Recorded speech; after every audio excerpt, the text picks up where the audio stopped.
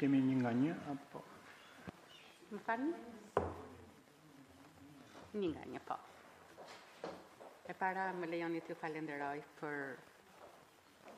gjithë këtë prezantim që bët, të vizionit tuaj përmes kësaj platforme dhe për mënyrën sintetike me të cilën e transmetuat pranë Këshillit. Ne kemi kontaktet të rëndësishme me prokurorin e posaçme në momente kulminante kur zgjidhet drejtuesi dhe vëmë re që në një periudhë 3 vjeçare kemi, si të thuash, një lloj shkëputjeje. Desha të dija vizionin tuaj në marrëdhëniet me Këshillin e Lartë të Prokurorisë dhe nëse ka një vend për kritik konstruktive apo përmirësim të rolit të Këshillit të Lartë të Prokurorisë në ndërveprimin me prokurorin e posaçme. Faleminderit. Unë për shkak të funksionit kam qenë disa herë në raportimet vjetore të drejtuesit prokurorisë posaçme para Këshillit. Mendoj që është një proces i nevojshëm, i frutshëm dhe shpeshherë edhe këto bashkëbisedimet kanë qenë të vlefshme qoftë për ju, po edhe për ne nga ana e prokurorisë posaçme. Unë nuk shoh ndonjë problematik të marrëdhënieve prokurorie posaçme KLP. Në vlerësimin tim është marrëdhënie e shëndosh dhe e kënaqshme dhe sigurisht të dyja institucionet duhet të ndërveprojnë në njëra tjetrën brenda kompetencave secilit, duke respektuar kompetencat e gjithë secilit me qëllim përmirësimin e punës së përbashkët. Faleminderit, i nderuar prokuror. Nisur nga përvoja juaj, edhe me drejtuesit e mëparshëm të prokurorisë së posaçme. A ka patur raste që ju keni paraqitur rekomandime, sugjerime, pra dua të them sa i hapur keni qenë ju në ndërveprim me drejtuesin me qëllim përmirësimin e aspekteve menaxheriale të caktuara? Në momentin kur është krijuar prokuroria e posaçme, kush ka qenë antar i Këshillit të besoj e mban mend atë kohën e shkurtër, ngarkesën e punës, konfuzionin. Unë atë kohë flas për 3 muajin e fundit, sepse atëherë filloi dhe veprimet konkrete që u emëruan prokurorët, por nuk ishte filluar funksionimi i prokurorisë posaçme. Unë atë kohë kam qenë drejtues i seksionit të korrupsionit në prokurinë për krime të rënda.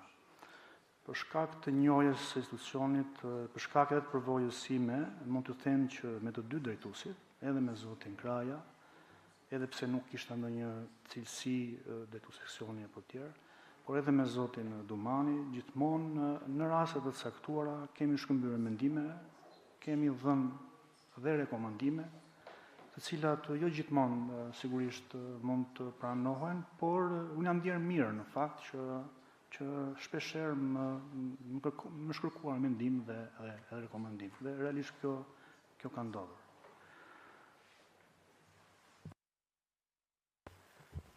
Faleminderit, sepse sikurse dhe kolegët e tjerë paraqitën këtu, juve ndërveproni me njëri tjetrin dhe qëllimi i përbashkët është funksionaliteti sa më i mirë i një institucioni për të cilin ka një ndjeshmëri të lartë, jo vetëm nga ana e publikut, po dhe interes për strukturat ligjzbatuese. A ka një pikë tuaj të fortë dhe një pikë tuaj të dobët, pra të cilën ju ja njihni vetes tuaj dhe do të dëshironit që ta merrnit në konsiderat në këtë pozicion të ri? Patjetër, unë nuk mendoj që jam perfekt, secili mund të ketë pikat e forta, pikat e dobta. Si pikë të fortë do përmend faktin që kam eksperiencë të gjatë në hetimet e veprave penale lidhur me korrupsionin.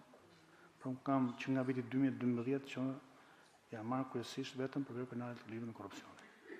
Për shkak natyrës kam patur qetësinë dhe qartësinë e duhur në kryen e hetimeve dhe maturim, jo vetëm njerëzore, po edhe procedurale.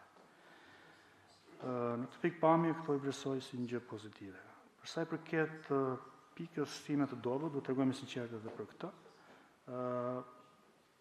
Prokuria nuk ka qenë më përpara se që sot, as ne nuk kemi qenë të përgatitur për këtë lloj komunikimi publik, për këtë lloj vëmendje publike.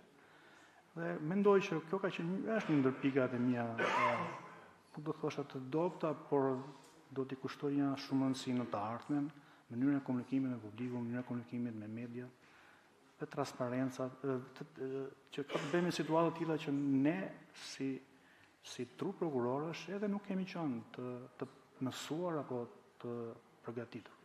Sepse siç e shohim, gjithmonë del drejtuesi, është ai që përfaqëson, por prokurorët nga ana tjetër nuk e kanë patur gjithmonë këtë mundësi.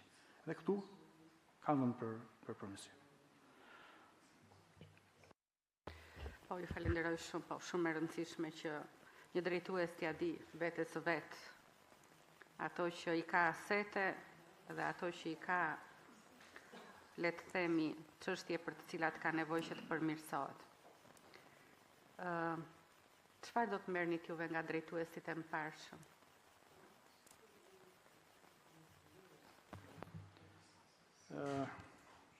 Nga zoti Dumani do merr një proaktiviteti dhe vendosmërinë.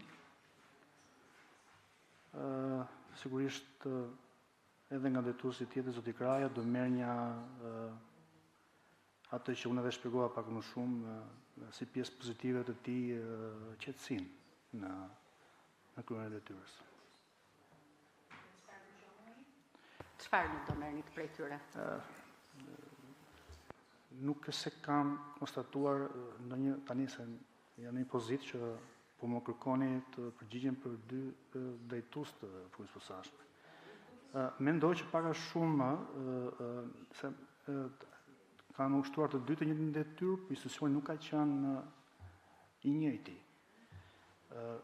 Mendoj që edhe për shembull, nëse do të flasim për zotin Kraj, mendoj që institucioni mund të ishte më aktiv në atë periudhë, edhe pse çështjet duan kohën e tyre, duan periudhën që të sigurojnë provat e nevojshme etj.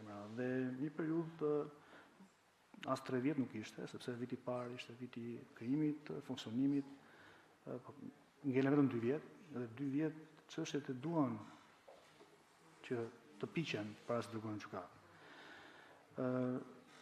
Do isha më aktiv, kurse në krahasim me zotin Dumani, duke vlerësuar për punën e vet, do t'i merrja sigurisht anën e mirë të proaktivitetit, dhe nuk e di, e kam vështirë që të gjej një anë që nuk të doja ta kisha, edhe nuk jam fare konformist, po tregojmë shumë sinqert. Ju falenderoj nga zemra për sinqeritetin dhe për këtë analizë të shpejtë që juve e bët. Edhe një pyetje të shkurtër tjetër. Juve patjetër që do të kujdeseni, sikurse jeni kujdesur për aspekte që kanë të bëjnë me pavarësinë, me mbrojtje nga presioni personal dhe institucional, sepse detyra e drejtuesit kjo është. A ka një masë specifike që juve vlerësoni që duhet marrë si drejtues me qëllim atë që quhet mirëqenia psiko-emocionale e prokurorëve të SPAK-ut? SPAK-u nuk fillon sot. Ka 6 vjet që funksionon. Sigurisht kjo 6 vite është edhe eksperiencë, edhe vështirësitë ku kalohen, shndërrohen në aftësi. Një pjesë e prokurorëve kanë qenë të mësuar, sepse pothuajse gjysma ka punuar te krimet e rënda që nuk ka qenë publiciteti kaq I madh mbase, por ashpërsia e punës ka qenë edhe mbase mund të qenë disa raste edhe më ashpër. Në cilësinë e drejtuesit, sigurisht do të isha empatik me secilin prej kolegëve dhe do ndaja me ta përgjegjësinë për dosjet me grupet hetimore, duke mbështetur në punë dhe mbi çdo nevojë që ata do kishin.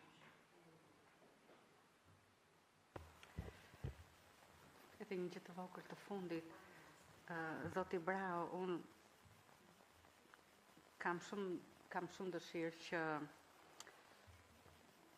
duke vlerësuar gjithë atë që juve prezantoni, edhe të merja përsipër t'ju bëja ndonjë sugjerim apo ndonjë ndërhyrje të vogël si drejtues i kësaj prokurorie.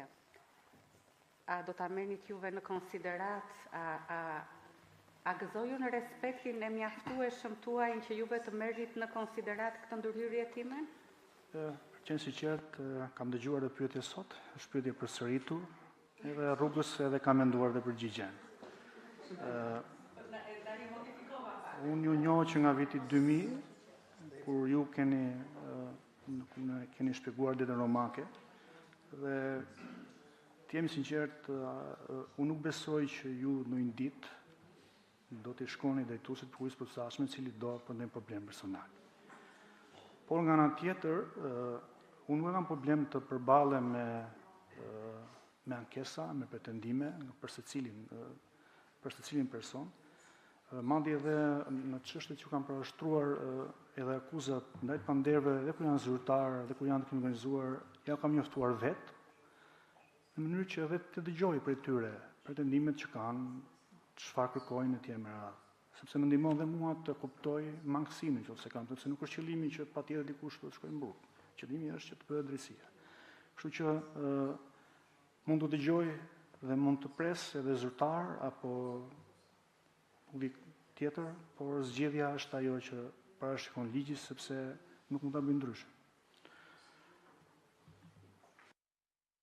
Faleminderit edhe ma but edhe mua shefi. A ka një nxitës apo një nxitëse të madhe në këtë aplikim tuaj?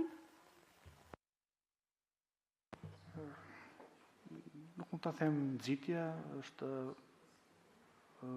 duke aq vite e prokuror, mendoj që kam patur çështje të larmishme, e ndjej vetëm të plotësuar si prokuror dhe mendoja që është normale që ti të kërkosh një sfidë tjetër.